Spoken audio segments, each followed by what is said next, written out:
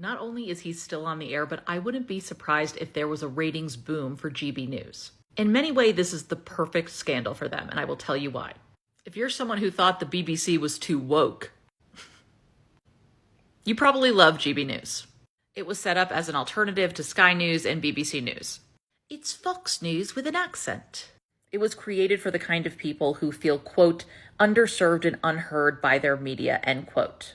That was uttered during their founding when Andrew Neil, who's a political broadcaster, was announced as chairman for GB News. Andrew also said, quote, that's what we'll do. Feature anchors with a bit of edge, attitude, and personality. People will make an appointment to view them, end quote. This is not about news. This is about outrage. But I will say something, Dan Wootton certainly has an attitude, among other things. Also, in August of 2022, there was a big shakeup. Discovery sold their stake. And some of its existing investors are Legatum Ventures, which is a Dubai-based investment firm co-founded by GB News chairman Alan McCormack and Marshall. GB News has only been around for about 2 years and has such lovely people as Nigel Farage working for GB News. I am by no means an economist, but the second paragraph seems important. A hedge fund owner should never be allowed to own a media company that can move markets. Beyond conflict of interest, it's market abuse.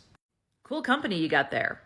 Depending on how all of this goes with Dan Wootton, this could be seen as a win for GB News.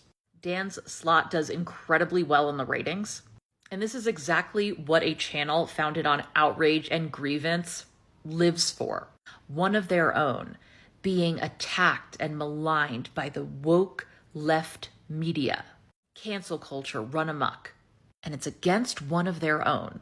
Because apparently enough people tune into Dan because they like what he has to say and they believe him. This is Dan becoming the story. Someone that GB News' audience is already intimately familiar with. He can become sort of a martyr. And besides that, people are tuning in just to see if Dan is actually going to acknowledge further these allegations against him, which is good for ratings. Dan lacks a moral compass and plays fast and loose with the truth, just like the company he works for. There's truly someone for everyone.